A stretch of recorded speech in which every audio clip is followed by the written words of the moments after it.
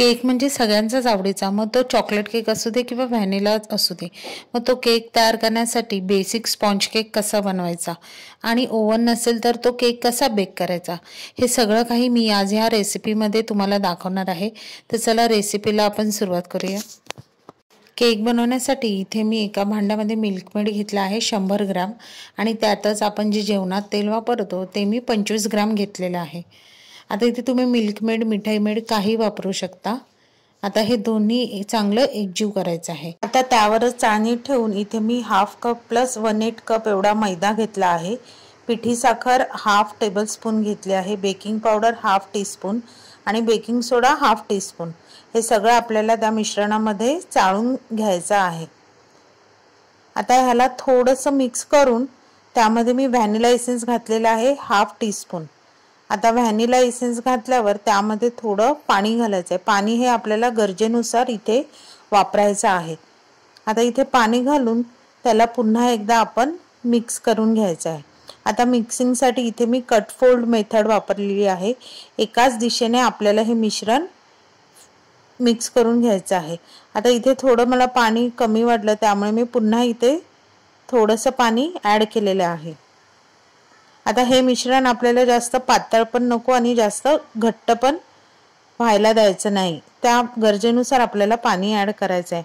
आता इथे cake bake करण्यासाठी मी 6 इंचाचा मोल्ड वापरलेला आहे. जर मोल्ड नसेल तर घरचा कुठलाही साधा असा पसरट स्टीलचा पण जाड बुडाचं असं भांडं वापरून त्यामध्ये तुम्ही बटर पेपर लावून हे मिश्रण घालायचं आहे आणि ते एकसारखं सगळीकडून पसरून घ्यायचं आहे.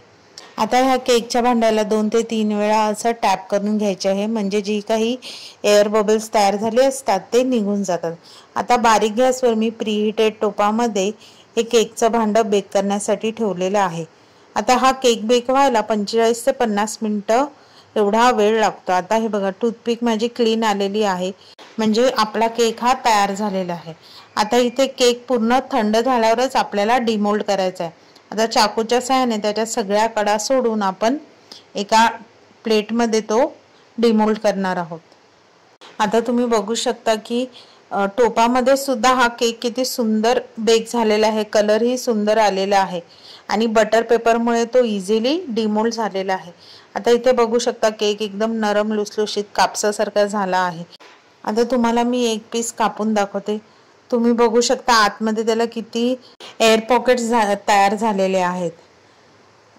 आता ह्या पूर्ण मिश्रणाचा माझा पाव किलो एवढा म्हणजे 250 ग्राम एवढा केक तयार झालेला आहे. आता हा केक तुम्ही असाही खाऊ शकता किंवा त्याला व्हिप क्रीम लावून तुम्ही वेगवेगळ्या प्रकारचे फ्रोस्टिंगचे केकही बनवू शकता. नक्की तुम्ही ही माझी रेसिपी घरी ट्राय करून बघा.